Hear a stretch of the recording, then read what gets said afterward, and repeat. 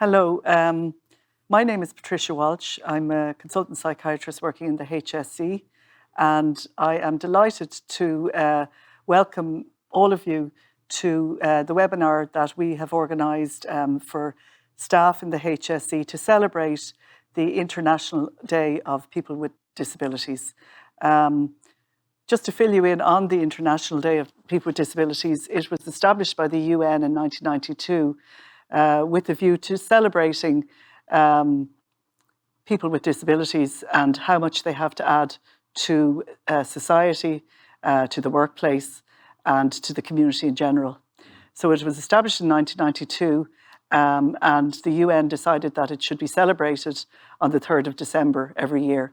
So 31 years later, we're still celebrating, which I think is a very positive thing for all of us. So the essence for me of this webinar and of trying to communicate our message about equal access, equal rights, and inclusion and diversity, regardless of ability, regardless of gender, of sexual orientation, or racial origin.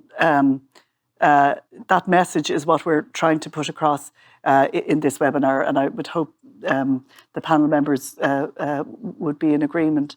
The theme for today's webinar is inclusive communication in the workplace. So we're going to talk about that. And again, thank you to Maria Barry for coordinating the meeting and for putting together the panel, because Maria and James are in the DEI, National DEI service within the HSE.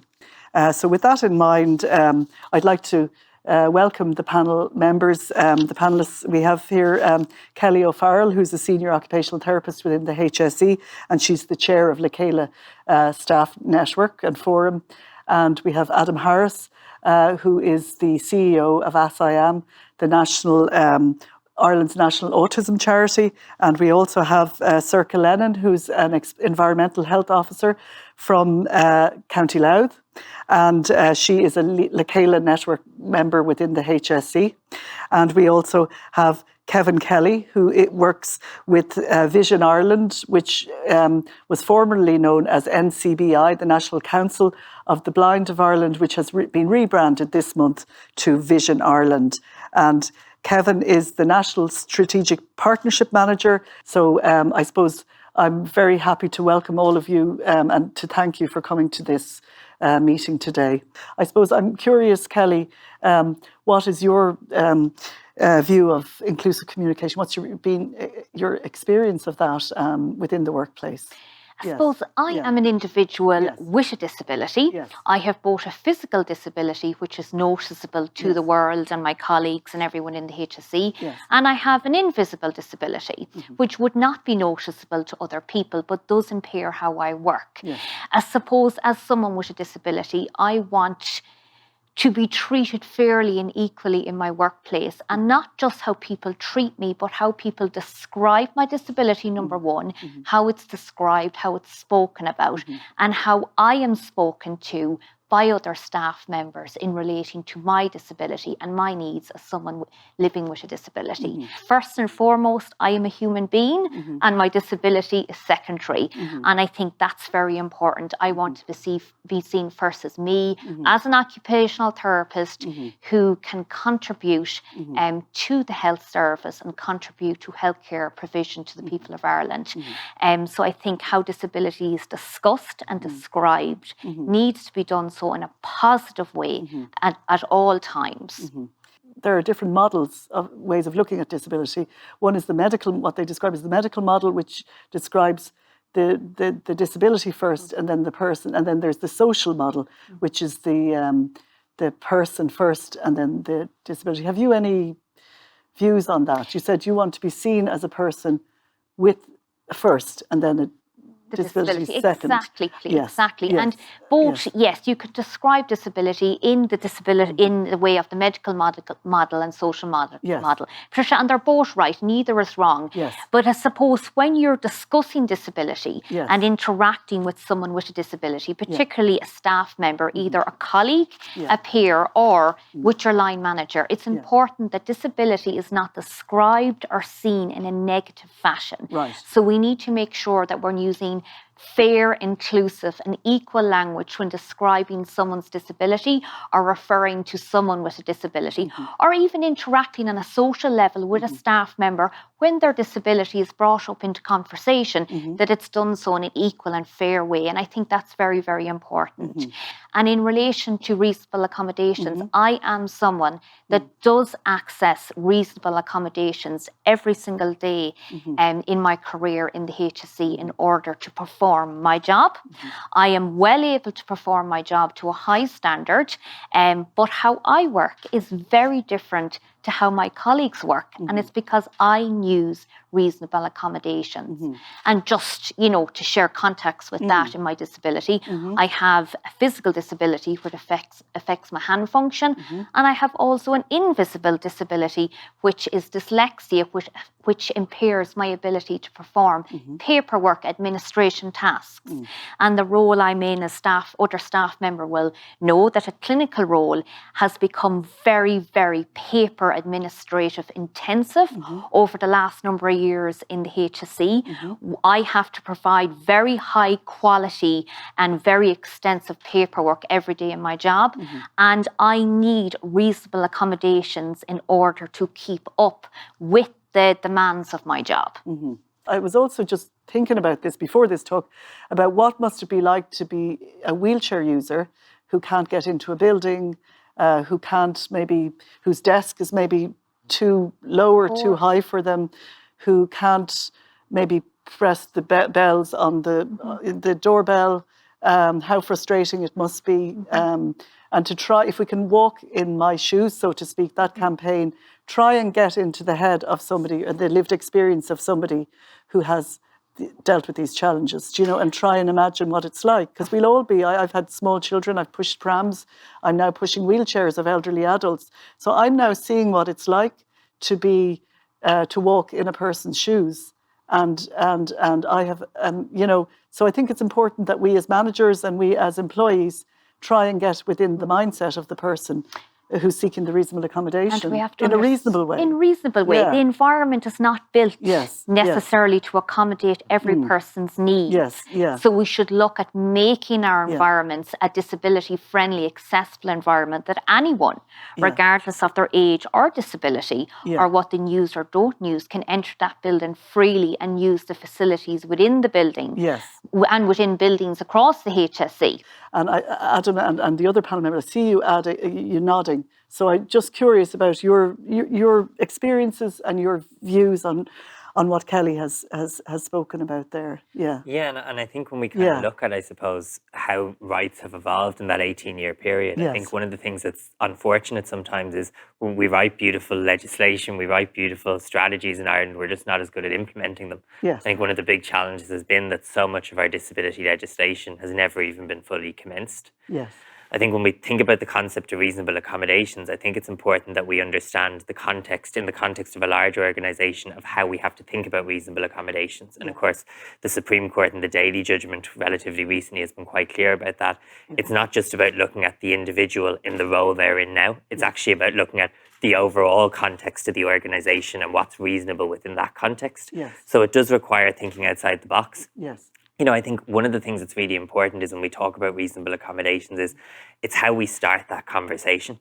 What I'm concerned about is when we think about inclusive communication, before we even get to having that conversation with an individual or meeting that individual's needs, it's actually, I think, about how how we begin that discussion. So if we as an organisation, for example, in the context of autism, talk about autistic people having a disorder, it's then very hard to see how you can pivot from there to talking about an individual and a difference.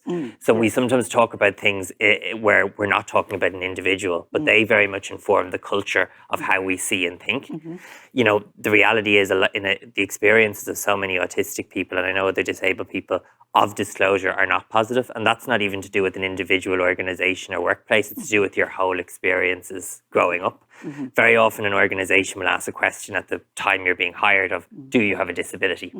And there's no further context to that decision, to that question. So I'm not sure, is this organisation asking me because they want to help, or is this somehow going to be maybe how I'm going to be treated differently or seeded out? So we really need to think about how we can frame that question from the get-go in a positive way, but also to understand that many people won't disclose. So we have a report that we publish annually with Irish Jobs called Autism in the Workplace. 60% of autistic adults represented in that report said they wouldn't tell their employer that they are autistic. Over 80% of people actually want to, but their concern is that their colleagues, their managers, their organisation doesn't know enough, doesn't have the confidence. And I think that's probably reflected in the fact that less than 20% had ever received a reasonable accommodation within the workplace. But I think in the context of communication, what it's very important for organisations to understand is it's rarely going to, that conversation is rarely going to start from the place of, hi, I'm Adam, I'm autistic and I need a movement break. It's going to start with, sometimes I like to get up and move around during the day. And how you respond to that partial disclosure, that initial sharing of information, whether disability is referenced explicitly or not, is very much how many people are going to use to assess, how are my needs going to be respected here? Can I afford to demask? Because the reality is, so often I think people have to mask within the workplace. And rather than investing our energy in the job at hand, actually so much of that energy is going on complying with what might be normal to most people, but might be very unfamiliar and overwhelming to others. So that's very interesting, you know, philosophically, and even the concept of what is normal, you know, and the whole concept of groupthink and people feeling they have to follow one route. But, you know, if I was watching a movie about the man who cracked the code in World War II, who was, I think, neurodiverse, a gay man, and what a sad outcome, the man who saved millions of lives. And if he had not been supported in his workplace in trying to work and achieve what he achieved, a lot of people wouldn't be alive today, you know. So it sounded to you, to me, from what you said about whether staff being asked whether or not they have a disability, it's very black and white, yes or no. So there's no real subtlety about it. So we need a little bit more communication type of subtlety. So if you're asking somebody to make that bold a decision to share how they would like to be supported, it needs to come in a context of, we are a neuroaffirmative organisation. These are the sorts of supports we may be able to offer, and this is why we're asking the question. I think then what we do with the information next is really, really important. You know, what comes through very clearly from our community is this isn't actually just about wanting accommodations. It's about also not wanting accommodations imposed upon us. So that idea of, oh, well, we won't invite you to the Christmas party because you probably don't like social events. So making assumptions, it's about realising that, you know, it's not that now when I come to my desk the next morning and I turn on my computer, I want to be applauded. I only want the supports that I want. And really, when this information is shared with an employer, the only appropriate next question is, how can we support you at work? And placing that kind of very boundaried conversation where that person is in control, as opposed to that piece where, you know, we can be overly kind or we can be patronising or we can actually be disabling because we're not letting that person or empowering that person to lead the conversation. You know, communication difficulties can be posed by somebody having to sit in a wheelchair with everybody speaking down towards them. That, you know, that could pose or hearing difficulties or visual difficulties. And I suppose I'm thinking about, would you have any, or would anybody have any suggestions? How do we keep an open communication and not miss talent? How do we actually include this kind of talent and embrace it and support? I think the HSE, in some instances, the recruitment, how we recruit staff can be quite rigid. They work through a lot of panel systems in recruitment. And that's a very rigid forum that does not necessarily suit everyone, where you come into a room, you're interviewed by 3 or 4 other people, you're interviewed by a panel, and it's a very rigid format of recruitment that the HSE in clinical and both administrative use widely. And communication is very broad, and people who have disabilities which affect their communication, such as people maybe from the deaf community, visually impaired community, or someone with maybe a stutter, for example, people communicate in very, very different ways. So maybe having a very more diverse ethos of how we recruit staff, and maybe looking at for a certain individual, if they do, let a line manager know or on their application form know that they communicate in a different way, and they might need their recruitment panel style interview slightly adapted so they can really give the best of themselves and perform to the standard that they would like to perform to. And I think it's about not making kind of value judgments around what are good communication as well. And this is where it's as important for colleagues to be informed as to managers. So, for example, really good communication for a neurotypical person might be about making eye contact. Really good communication for an autistic person in some instances might be not making eye contact. So the person can actually concentrate on what you're saying.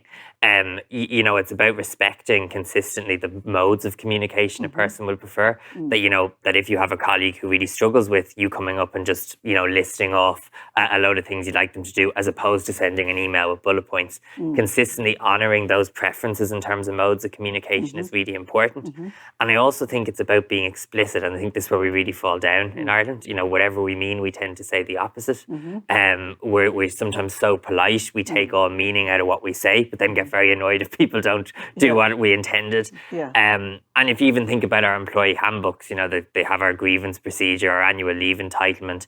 They don't have a list of the topics it's okay to talk about in the staff room, or they don't, capture aspects of culture that can be so important and more important than what we write down. But I think we need to get to a space where we're not presuming things that will be obvious to most people are obvious to everyone, and saying if things are important for us culturally, we need to make them very explicit so that they're accessible for everyone to follow. If they're not important enough to write down, we need to accept if not everyone follows through in the same way. So I got a sense people would feel ashamed from the surveys you've done, that they're ashamed, they're fearful to communicate their disability, that there's a fear, and that's something maybe we need to address. And from what you said, Kellie, in terms of the recruitment, just looking at Forbes and Harvard business reviews, they talk about when they include people with diversity in companies like Nike, Microsoft and Facebook, the profits go up. Think outside the block, we can actually get innovation, diversity and more creativity, which is really what we need in a busy organisation like the HSE, and in a time of strife and war that we're facing at the moment, and black and white thinking and conflict, we need to think outside the block and maybe look around at the grey rather than the black and white. And so moving on to our other panel members, Sorcha, Lennon. Sorcha, any reflections or any thoughts based on what we've been talking about? There's been a lot of things mentioned there. I'm part of the National Environmental Health team, and I'm a member of the Neurodiversity Society. It's a hidden disability. I suppose one of the things there at recruitment stage, if you have disabilities, you've potentially been knocked. Your confidence has been knocked in society as well. So therefore, to stand up and go for the interview and put yourself forward is perhaps a bigger step for a person who has more ability than you in the first place. When you're asked the question, do you have a disability? And it is a ponder, do I tick yes or no? You can ask yourself, what is the benefit of this? Is this just a data? Is this just a statistic for return for employees? I have so many people with a disability in my employment. Another key thing about being part of the HSE, or I suppose any public body, is that we are providing a service to the Irish public.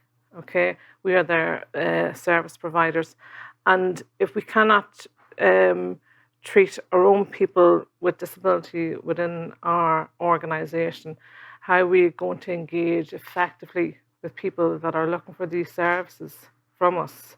So I think the Chéile network and organisations and having discussions like this will actually help the clients, the customers with disabilities that are coming to us looking for support of us and care. And then also, this will take time, you know, and there's going to be generations and more generations coming, you know.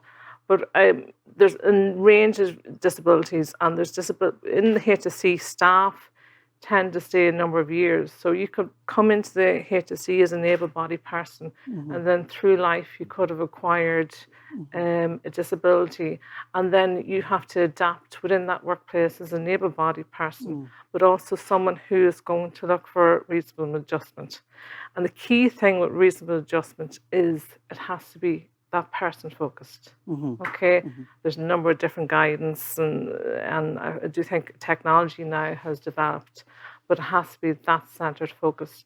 And I suppose for a person with neurodisability or other communication disabilities, like stuttering or different things like that, to actually approach and to actually negotiate and communicate with managers or line managers on this reasonable adjustment is a big job. It is a big task.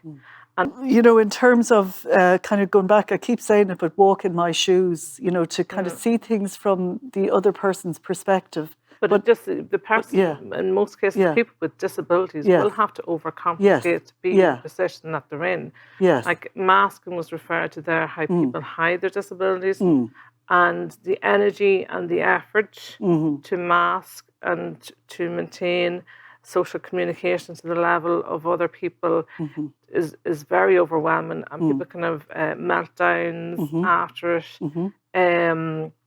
So for a person who has a disability to come to this work level and to maintain that work level, they're actually harder in general, working far harder than the average person. And a lot of research has been done on the bystander effect. So if somebody witnesses somebody being put down, either behind their back or in person, the bystanders who sit there and don't do anything, certainly the research feels that they're just as guilty as the perpetrator of the abuse.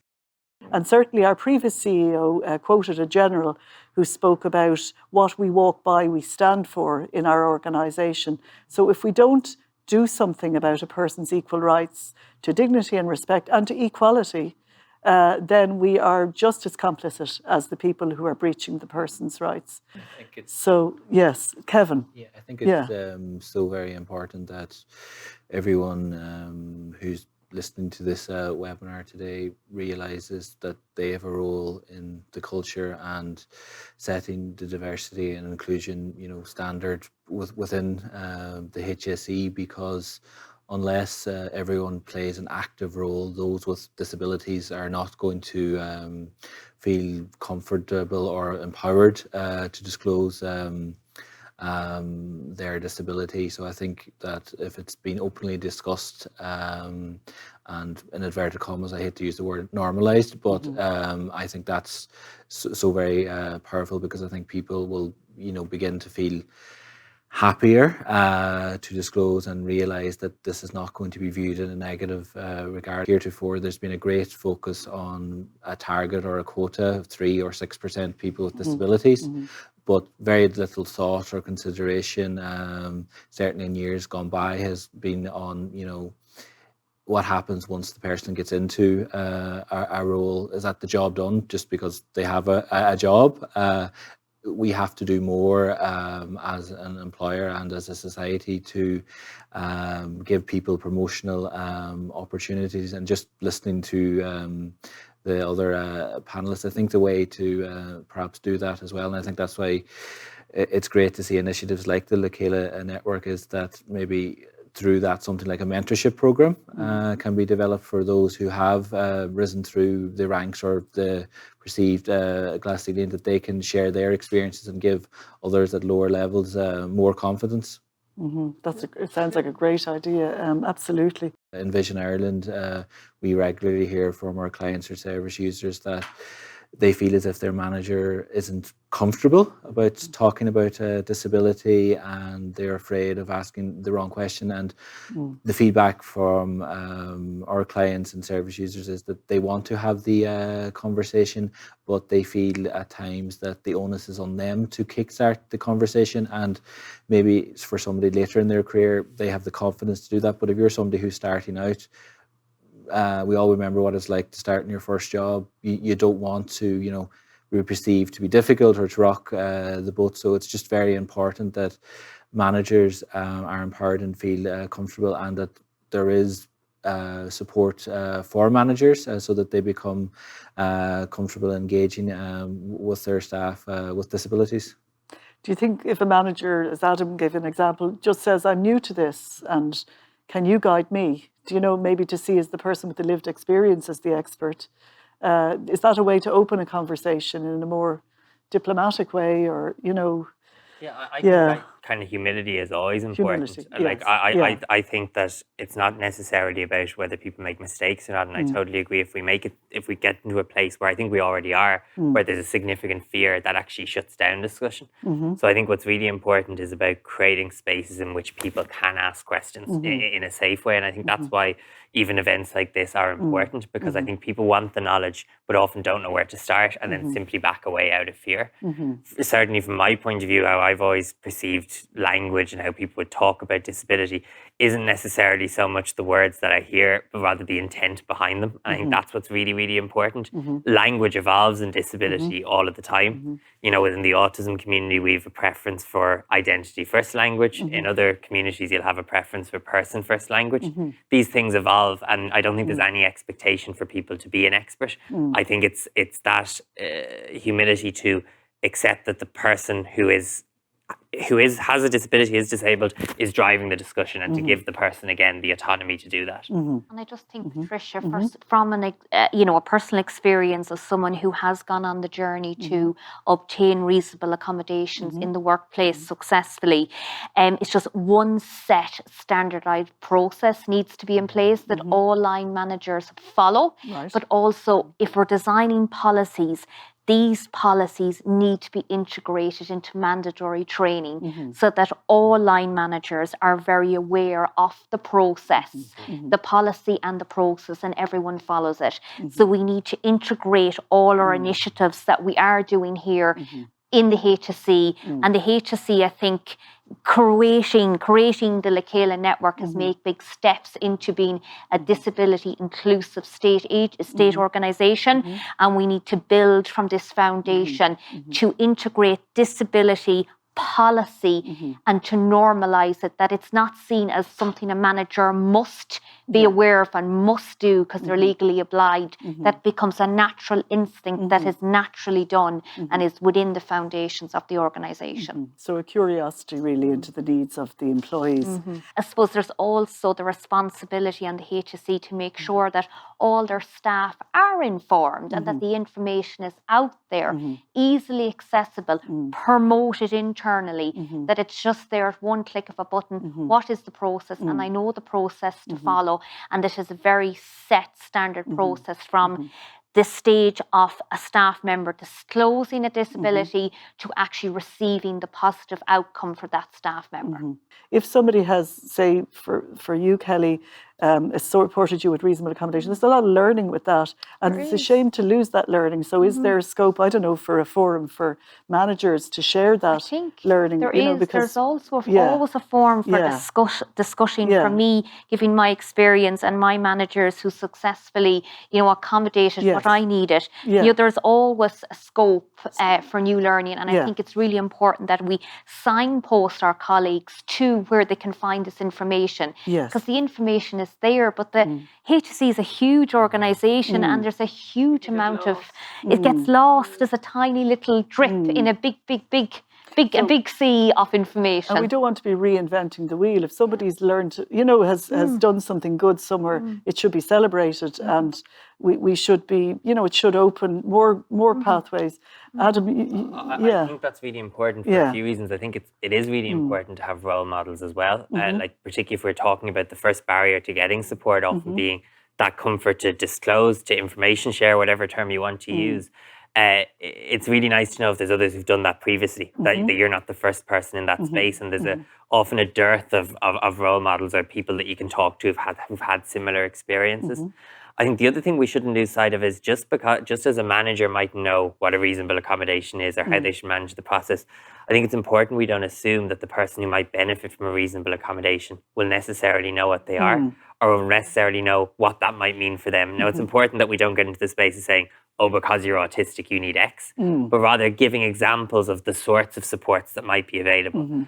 Yeah, I was just going to say that the idea of a portal or a one-stop shop is very important, and it's something that if it could be developed, it should. But I think throughout the year in the organisation, this goes back to the point around culture. I think that there needs to be regular updates and bulletins around diversity and inclusion, so that it becomes something that is being discussed and it's on people's radar, because we're all busy. There's lots of emails coming in and out of our inboxes, and whilst international days are great to draw attention, I think it needs to be a conversation that's been happening all of the time. And just building on the point that Adam was making around, reasonable accommodations, like representing Vision Ireland here today, there's 300,000 people living with sight loss. People might be surprised to learn that only 5% of those people are totally blind. Like myself, 95% have some level of useful vision, which means that there's a world and a difference in the reasonable accommodations that I would need. For example, I would use a screen reader to navigate a computer, but somebody who has a vision impairment may use magnification. So it's very important that there's an array of examples made available to managers to help them guide through that conversation. And just also to come in and reasonable accommodation. Societies themselves might give you guidance on what reasonable accommodations, like the Irish Dyslexia Association, they have multiple learning tools and different types of reasonable accommodation that's out there as well. Yeah, and I think that we're talking today about communications, but like there are multiple platforms, whether it be online, video, audio, podcast. There's lots of ways to communicate the message, the very important message that we're communicating here today. So I think developing multiple resources and multiple formats is probably the way to go if we want to be truly inclusive and make sure it's accessible to everyone. I suppose I was just wondering, what are the main challenges that neurodiverse individuals experience with people in the workplace, with communications in the workplace? Yeah, well, I think fundamentally, everybody in the world is neurodiverse because everyone's brain is different. The reality is that most people's brains are relatively similar, whereas for a certain cohort of us, autistic people with dyslexia, dyspraxia, the way our brains process information can be quite different.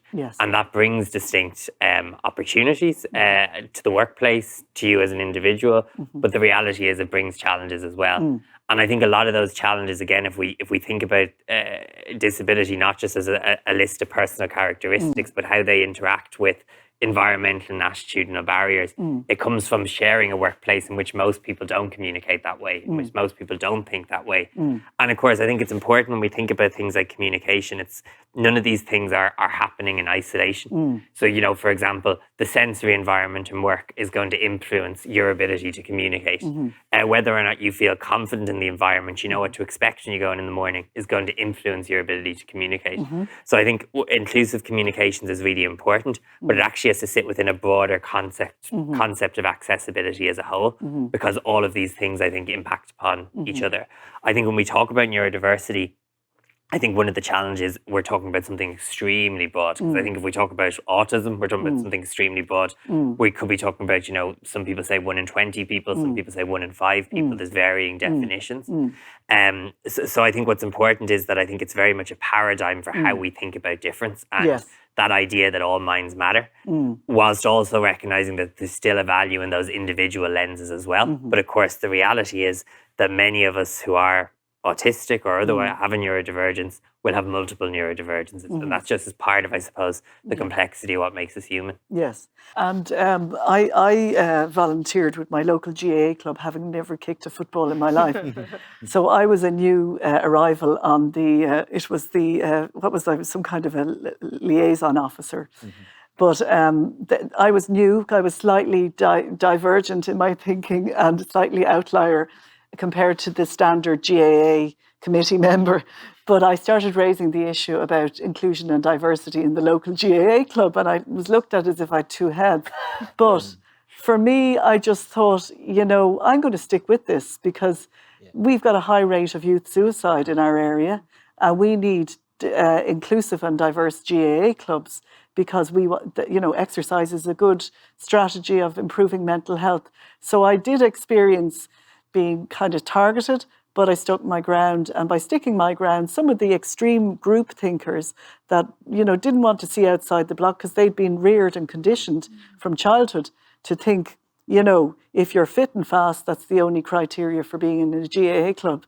And by sticking with it, I felt I did influence and I did lead to a slightly more colourful and creative GAA club.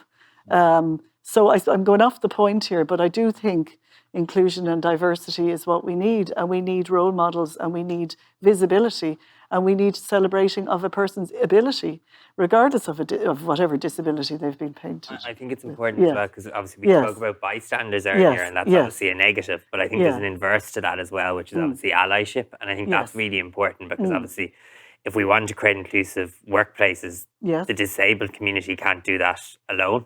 That's only possible with the support of the majority. And that's why I think allyship, like what you're describing there, is so critical in terms of driving inclusive culture. That do we think we need to have a culture within the HSE where we support allies of people? Definitely. The allies need to be the majority, not the minority. Yes, so we all should be allies for each other. Disability or not.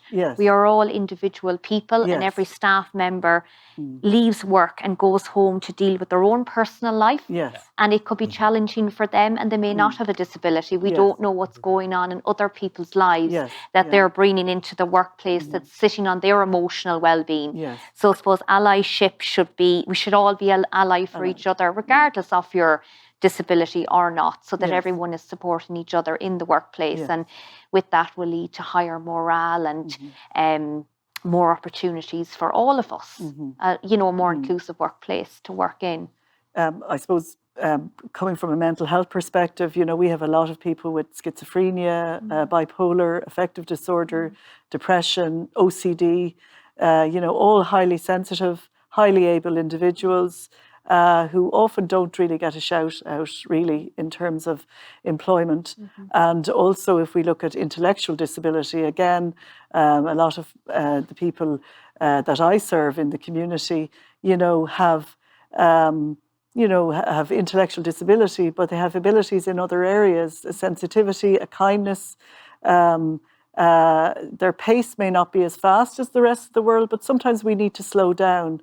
And as we all age, we all get a bit slower, and we're all going that direction, whether we like it or not, regardless of whatever.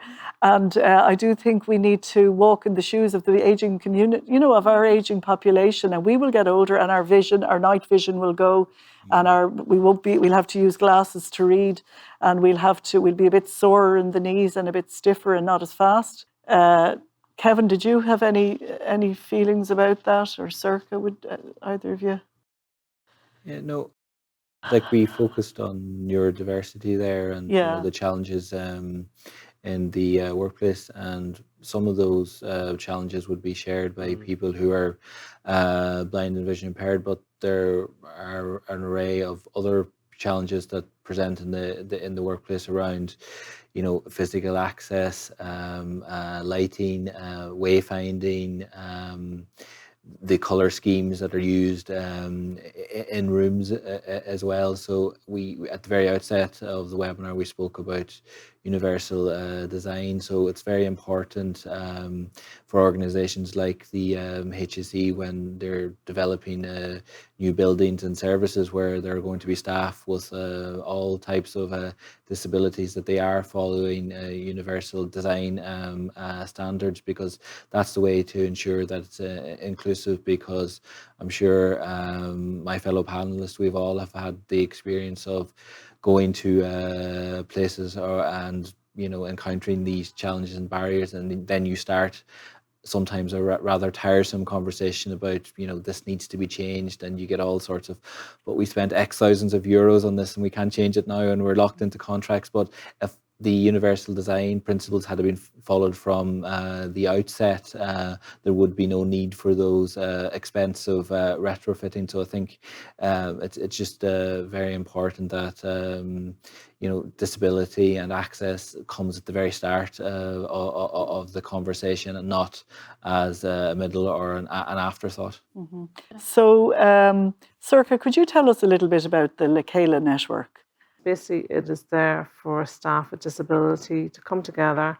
It's there in the second year now, and we come together, and it's a fellowship, and we generally sound out different things that we feel is important to us as members of disabled staff within the HSE.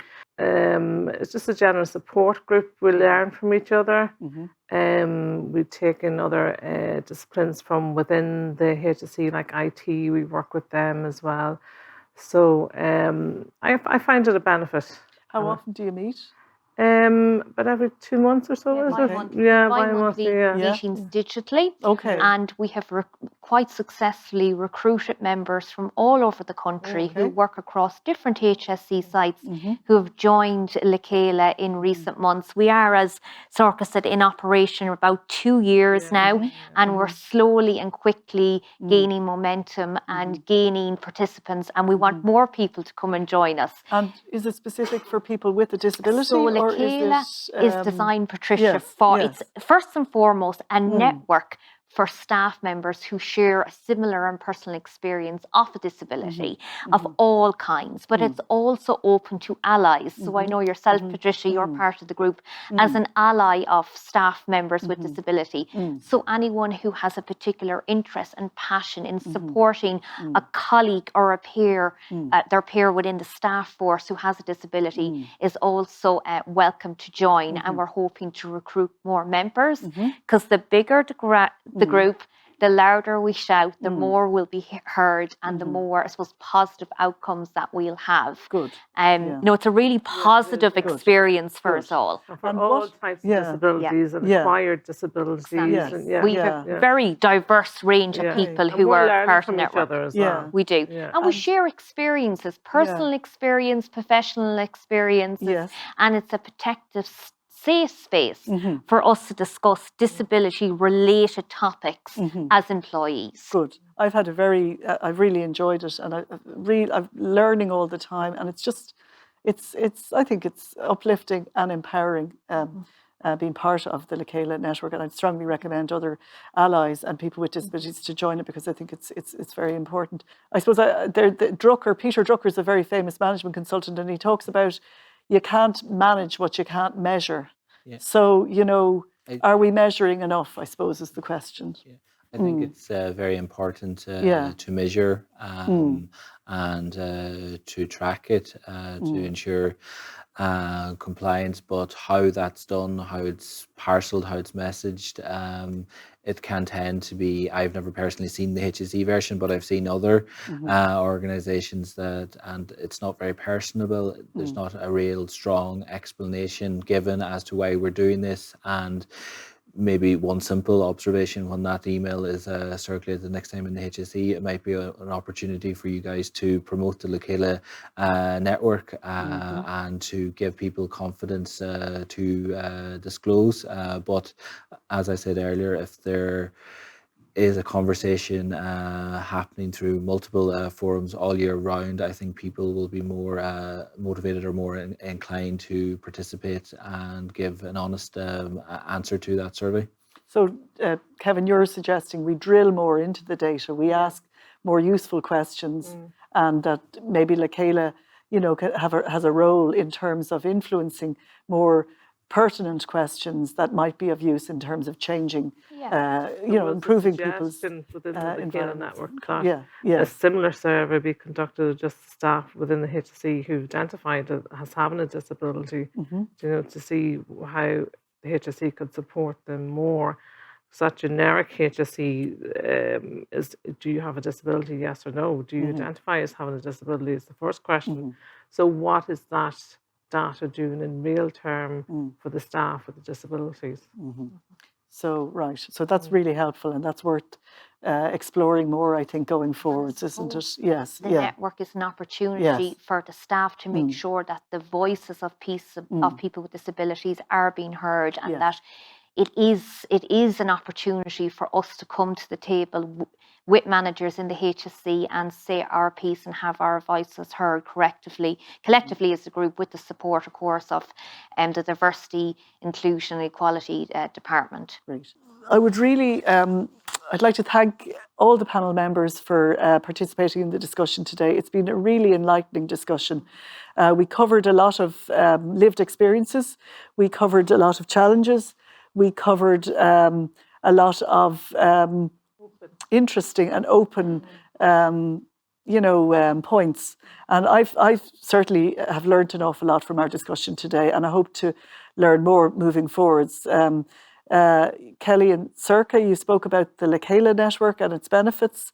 I've certainly been won over by what you've said, and I hope that other colleagues within the HSE will participate in the Chéile network, both people with disability and allies of people with disability, so I really do hope, and thank you for your contribution. And Adam, I've learned a lot in terms of what it is like to walk in the shoes of somebody with neurodiversity, what it's like to receive communications from other staff members, and how we can work together in terms of communicating in a reasonable, inclusive way, and maintain equality, dignity and respect, throughout, So thank you, Adam, and thank you for sharing. And Kevin, I think your contributions have been really fascinating in terms of the lived experience of somebody with a visual impairment, and how, as colleagues and as community, we can try and, again, walk in the shoes of a person with visual or hearing or other physical or mental health impairments, and try and reasonably accommodate the needs of people so that they can therefore be included in our workplace, included in our community, to the betterment of the community, and to foster more innovation, more creativity, and better, stronger community networks, which is really what we're all about. I think we had a limited number that we were able to have on the panel. So, but we're not just representing the disabilities that were discussed here. We're representing all disabilities and all abilities. So, thank you very much. Thank you. Yes. Keep the disability high on the agenda, and let's keep it visible. Let's keep disability visible within the HSE and within the workplace. Disability is something to celebrate. Yes, it's not something to be afraid of or something to think negatively about. And I think no one should ever feel ashamed to disclose or discuss their disability or their individualized needs within the workplace. It should be celebrated as unique. And I think we have a lot to offer the HSE as people with lived experiences, a lot of knowledge, a lot of skills. If anybody is interested in anything to do with disability, equality and inclusion within the HSE, please contact the DEI team, whose email is diversity.hr@hse.ie. Thank you. Thank you. Thank you.